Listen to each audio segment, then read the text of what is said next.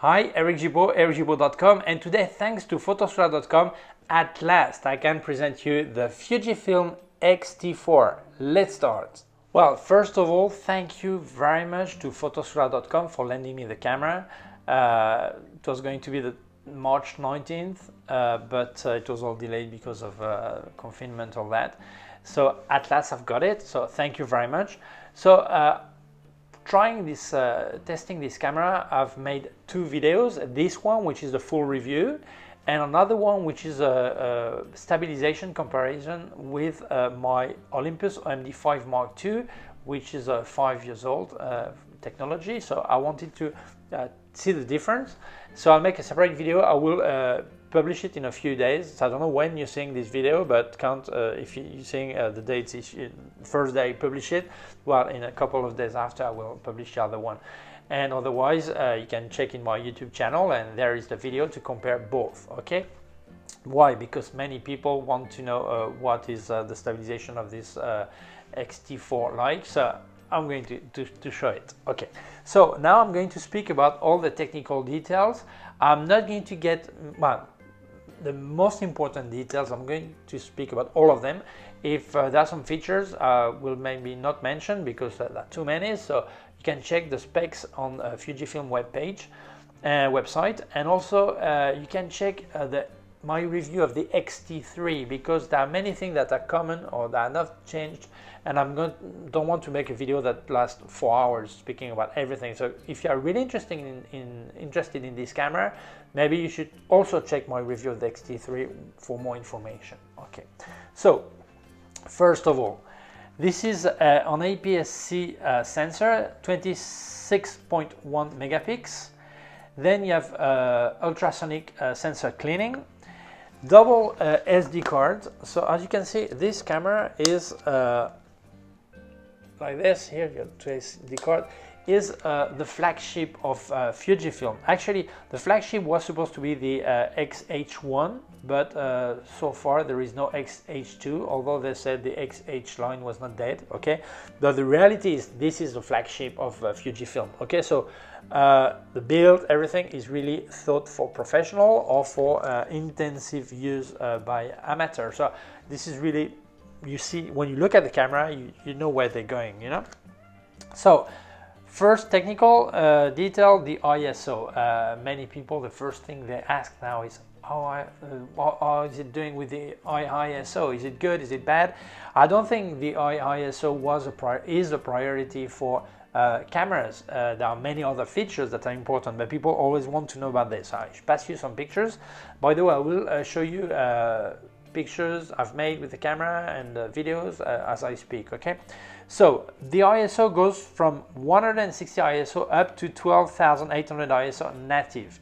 Then it can be forced to 80, 100, 125, 25,600 and 51,200.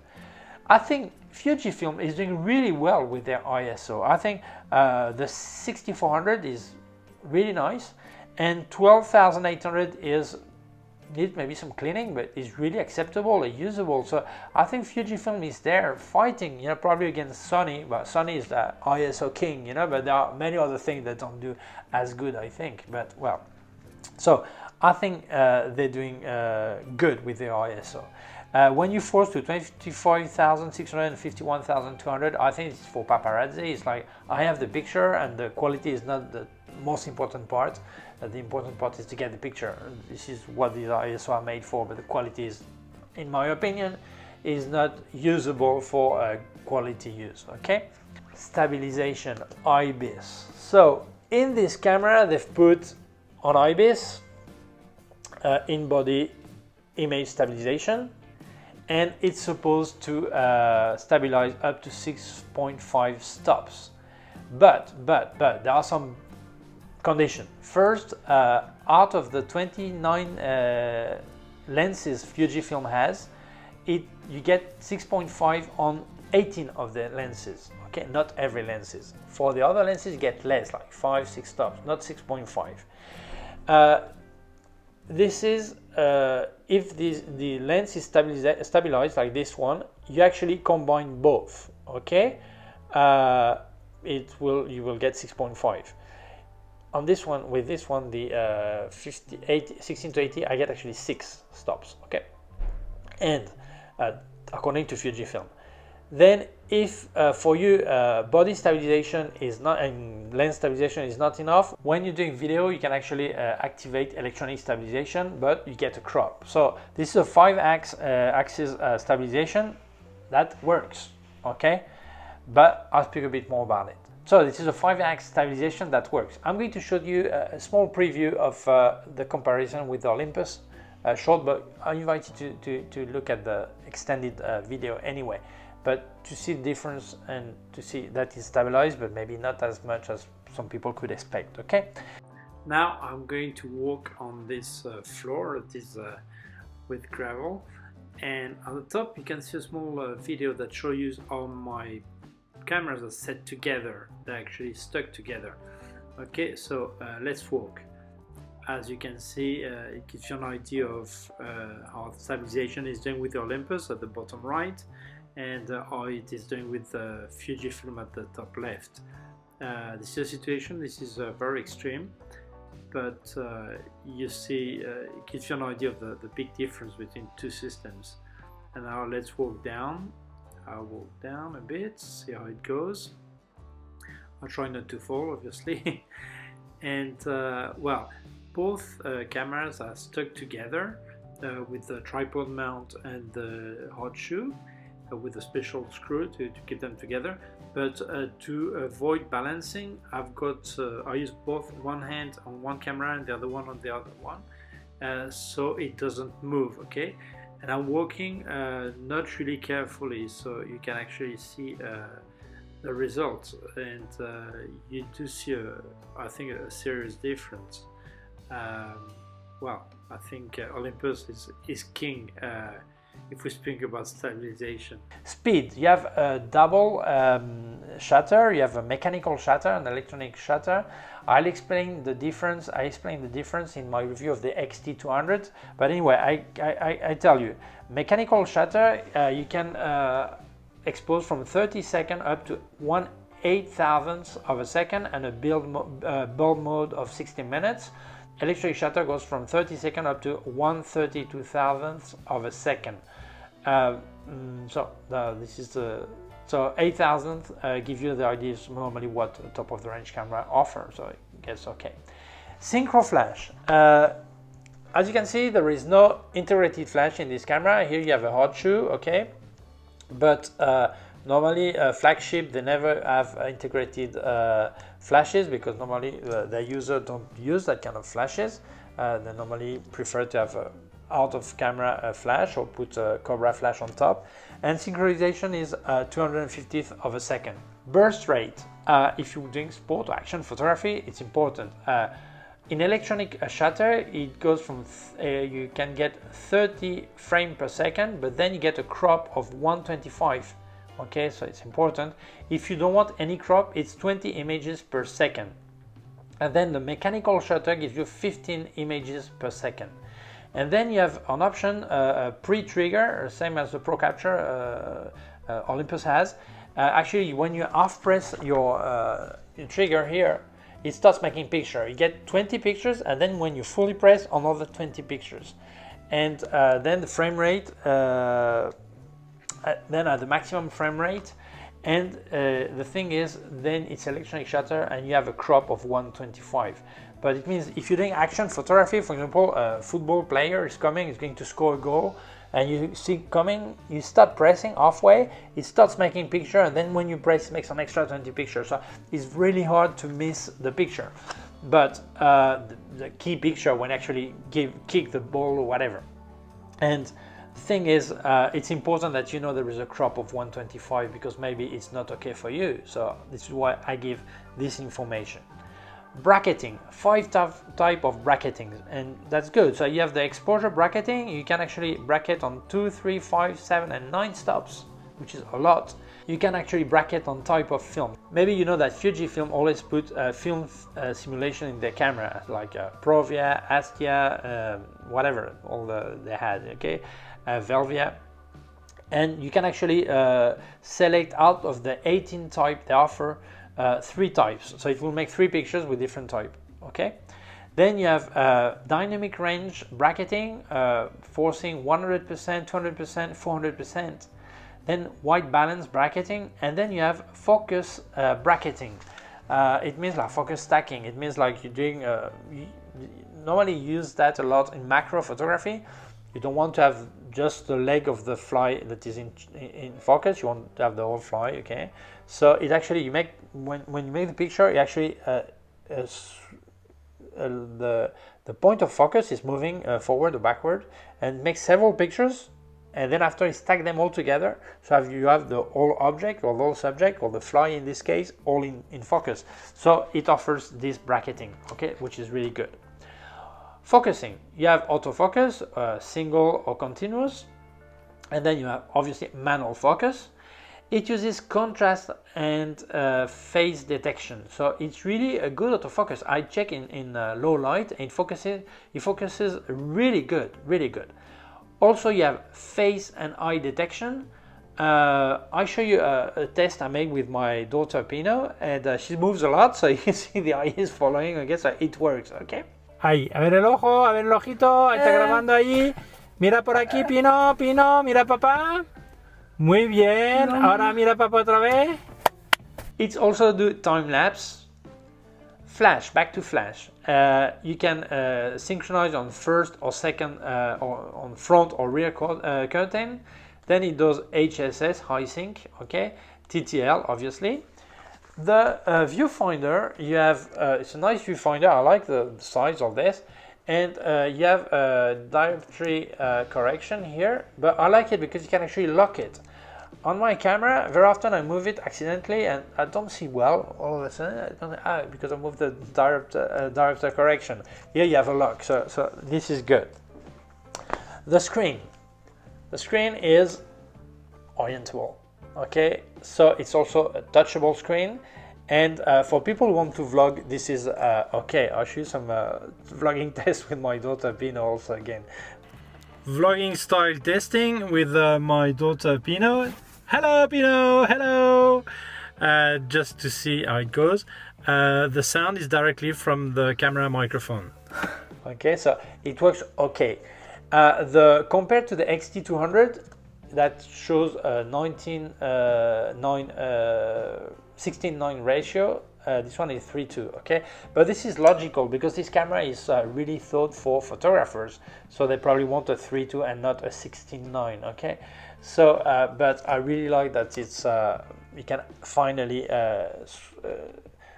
turn it towards you, so it's really good if you want to do some vlogging, and I think it's useful. Video, well, for many years Fujifilm was a bit lost in video, but then with the X-T30 and X-T3 they really made a big jump in video feature, and the X-T4 is an extra jump. So they've really realized that you use this camera or as a video camera or as a picture camera. So here, as you can see, I put it on video, on still, and then you have separate menus. It means that when you go from one thing to the other, you're not going to mix up because the menus are completely dedicated to still photography or to video photography.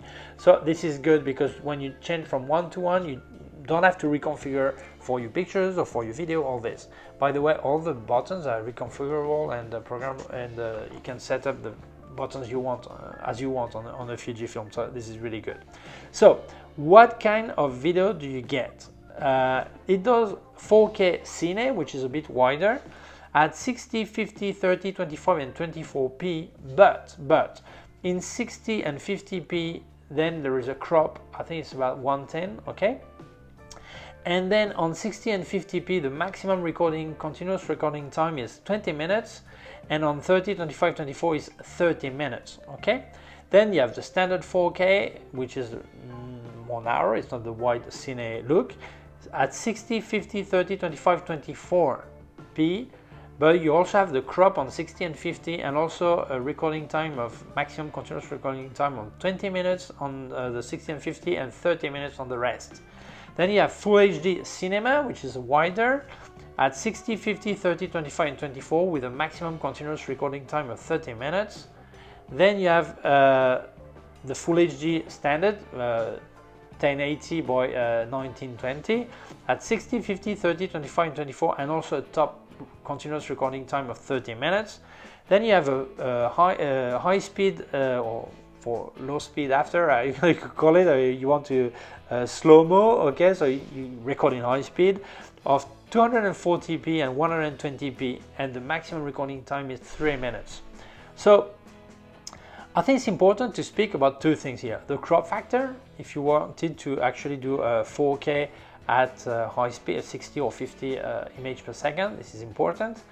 And also the recording time, because many people want to do a continuous recording time that is long. For example, you're a wedding photographer and you want to leave a camera there that is recording full time, taking your pictures, but it's recording for you, okay. And maybe after 4K, 60, 50p, normally for wedding you don't work on 60, 50p, but okay. But even though it will be 30 minutes, so maybe you don't want to have to walk to your camera, press again the shutter to start recording again. So that may be a problem. But for many people, this is no problem. Why? Because they make like a 3 minute, 1 minute, 30 second, 10 second, and they all get together after in post-production. So maybe this limited time is not a problem, but you need to know about it because maybe your buying decision is for video. Why is this limit? Well, this is something simple now. Before, people say it was because of the tax, and it's true. Until the 1st of January 2019 in Europe, this is why the makers didn't make two versions of the camera, they just limited it to 30 minutes in every country. You had to pay tax if your camera recorded more than 30 minutes in video. Why? Because they consider it as a video camera and not a photography camera. But then this tax was waived like more than a year ago. So many makers like Panasonic, some Sony cameras, they don't have any limit anymore. They don't limit to 30 minutes, it's just as you want. So why some makers still limit to 30, 20 minutes? For overheating reason. The sensor is not capable of getting cool, and it could damage the sensor. So they just force you to stop the camera to make sure it cools down a bit for a minute or a bit more, okay? So this is why this limit is still there. Is it a problem? Depends on the way you work and what you want to do. As I said before, film simulation, like Provia, Velvia, Askia, all this, you have 18. And when you make your picture, it gives you a JPEG with this look. And if you work in RAW, you need to use software that supports, that keeps the look. So it includes Capture One free version, specific Capture One version of for Fujifilm. It's not the full-fledged version of Capture One by Phase One. It's a version specific to Fujifilm, but it's okay to do all you need to develop the raw file, okay? And I understand, I didn't test, but I understand it keeps the color profile of your film in your raw file if you do it. But anyway, many people who use this actually use it for the JPEG, because Fujifilm JPEG are really, really good. So if you don't want to bother doing some special effect after, you get it, okay? You can do it in your camera. HDR. You can actually, when I speak about HDR, many people think about the colors that they beat like crazy. No, HDR colors, I speak high dynamic range and not tone mapping. So it means that not only a good or pro or photographer that knows about photography will see that it's impossible that the clouds, a white cloud there is right exposed, and this dark part on the floor is right exposed, is properly exposed also. And you say, oh, there is some kind of dynamic range tuning here, and that's right. So you have HDR possibility of 200, 400, and 800%. Then you have advanced filters, what they like to make like miniature effect or color pop or whatever, things I never use, but it's there in case you wanted it. Then you have Wi-Fi and Bluetooth connectivity. You have on your camera here, I'll show you, you have USB-C and micro HDMI D connector. And here you have two jack. One is 3.5 jack is for microphone, and one is 2.5. This is for remote control, wired remote control. There is no connector for headphone. If you want to use a headphone, you need to actually use the USB-C, and so you need to have an adapter or headphone that has a USB-C. Okay, I think it's a pity they don't actually put a proper jack for that, but well, that's it. Battery. Oh, battery.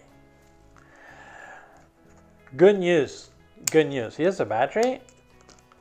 It's a bit bigger than the X-T3, okay? But at last, it does 500 pictures on one charge. This is what I beg to any mirrorless makers. Please get me 500 pictures on one charge, okay? So you get 500 pictures on one charge, and if you actually use the saving mode, then it gets up to 600 pictures. And in video, in 4K, you would get 85 minutes, and in Full HD, you get 95 minutes. And the weight of the camera is 607 grams without the lens, okay? I think the weight is okay for that kind of camera. For the public it's aimed to, I think it's good. It's a bit bigger than the X-T3. It's really nice in hand. The weight is okay, but the feeling is nice. The weight, I like it, okay? And I think buttons are well placed, except maybe this one. You have the bin that is here and the play that is here. I would invert it, because then it would be quicker access to click on the play if it was here and there. But anyway, buttons are reconfigurable anyway. And the way Fuji works is, well, yeah, the famous Q menu here also. But I'm not getting into all this, because actually it's the same thing as most Fujifilm. Anyway, at least as the X-T3 is very similar anyway. And here you have the wheels. Here you have the ISO, here the speed, and here on the barrel of the lens you have the aperture. Okay, if you put everything in A, in red, like you see, red A, then it's fully automatic. If I move just the aperture, you have got aperture priority, automatic ISO, and automatic speed. If I do the other way around, I put the speed I want and the ISO I want, and then I put the aperture on automatic, then I've got priority to speed. All this, right? It works like this. The one thing I don't like about Fujifilm, and here you have here you have aperture exposure compensation +3 -3 on the wheel, but actually it does -5 +5. Okay. One thing I don't like about Fujifilm, I always complain about it, is the way they've thought this wheel. It's really nice to look at it. To look at it is brilliant. But if I'm, for example, on 125th of a second, and I want to go to 160th of a second or 200 of a second, then I have to turn this small wheel here on the front one. It depends how I set it. Okay. But then when I get to 200, if I want to go to 250, then I have to go back to the wheel here and turn it. So it wastes a lot of time. I don't like that. So what they do is you put on T mode, T here, and then you change your speed all the time this way, okay? And this is something I don't like. I know that Fuji users love it. They like the way it looks. Okay, that's fine for them, but I don't like it. I would prefer to have no number here and have a wheel that don't say anything, but I've got my third also. I've got everything on the wheel, because when you hear it's more intuitive, more practical. If I use a Fujifilm, I end up using the T mode and turning all the time with this wheel. So it's a pity, because that was nice, but you don't actually use it. Okay, and the rest, I think, it's really Fuji. You like it, you don't like it, but I really love it. The way it looks like a real retro camera. I really like this camera in this way, okay, in this sense, okay. But I've got nothing to complain really about that part of the camera. They've done it this way, and that's okay. Pros and cons. Pro, this is sealed, weather sealed, so I think this is really good. Volume and weight is really acceptable for that kind of camera. The speed, the focusing speed is really good. It's focusing really okay, even in low light. The ergonomy, the way it feels in your hand, all this, really good. The screen, really good. I'm really happy you can flip the screen. Some people won't like it, but I think many people now are vlogging and they need the screen to see themselves. I prefer it on the side than on the top, okay, because it doesn't block the hot shoe for microphone, whatever. But well, it's true that sometimes when you, now I look at my screen and you think I'm speaking to someone else. Now I look at the camera, I think I speak to you. This is an iPhone, by the way. This is not my Olympus, okay? But okay, is getting used to it, okay? But the screen is okay. Image quality. Some people say, oh, it's image quality. Well, nowadays, every camera has good image quality. So, except in some problematic situation with a lot of light or really low light with very high ISO, and then maybe the image quality goes down, obviously. But in normal use, there are no bad cameras anymore. So it's hard to say, oh, it's image quality. So instead of speaking about image quality, I would speak about JPEG quality. The JPEG quality is really good. The color is good. Everything is good. So if you want to work in JPEG, this is probably a good camera to choose, okay? Raw file, obviously, but then you fine-tune the way you want. Battery life, really good. They've bettered a lot. The battery is a lot better. So now you can seriously think about doing a wedding with 3 batteries in your pocket, maybe, or maybe 4, but not 10, okay? So this is good news. One thing I noticed, I didn't know the reason, but when I made the first pictures, I thought the sound was really low and really discreet. Oh, that was nice. If I do now on video, you won't notice because you have nothing to compare with, but really it's really nice. Soft noise, doesn't make much noise. And then I checked, it says that they've reduced the noise by 40%. So if you wanted to make picture in weddings or concerts, all this, and you don't want to use the electronic shutter that is completely silenced, but you want to use the mechanical shutter, then I think this is a really good option. The sound is really okay, really nice. And then something you don't actually see in there, but it's in there, is the X-T4 had a life expectancy of the shutter of 150,000 action. Now it's 300,000, which is massive. So why? Because you really see they aim at intensive use, at pro user. 300,000 actuation of the shutter is really good.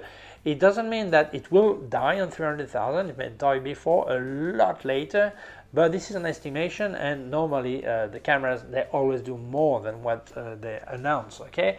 There are some exceptions, but normally they do more. So I think this is really good. What do I think about this camera? I think it's a brilliant camera. It's probably the best APS-C camera on the market right now. Some people will say, but you speak about mirrorless or any camera. Honestly, any APS-C camera. This is probably the best APS-C camera right now on the market. So, would I recommend this camera? It depends. It depends. If you want Fujifilm and you don't have any Fujifilm, yes. If you can pay for it, get it. If you already have Fujifilm, you have, for example, an X-T4, then I would say yes, but do you need this stabilization? Not really. Do you have already stabilized lenses? Well, maybe you don't need the X-T4 then. Okay, do you need more life expectancy of the shutter? Yes, because you really do intensive use, but maybe it's worth going for an X-T4 and keep it more years, okay? So, it's hard to say. If your main intention is to use this camera for video, and the stabilization is a key factor for you, then I would say, if you're doing handheld video and you are not moving yourself, not walking, yes. But if you're going to follow the bride and the groom in the church, for example, no. You will still need a gimbal for this camera, honestly. You'll see my comparison with Olympus. I think this is a good stabilization, but there is a king there, which is Olympus. But if you want to APS-C, this is a camera to go for. And if you want to do video, you have to take into account the time limitation, the crop in some situation, and also that stabilization is really good, but it's not perfect, okay? But still, I think this is a brilliant camera, honestly. And I think you get a good, you get bang for your bucks, as they say. Now you get really a good product for your money. No? So I do recommend this camera, honestly. So thank you very much, Photosura, for lending me the camera. Thanks to you for watching this video. If you feel it may help other people, please share it on social networks. If you have not done yet, please subscribe to my YouTube channel. There is a button down here, and also a small bell. If you click on the bell, you get notified when I upload a new video. My website, ericgibaud.com. If you have any question, you can leave a comment below. Send me an email to info@ericgibaud.com. Below, also put links of my gear on Amazon, also links to other parts of my YouTube channel. Take care of yourself. See you soon. Bye.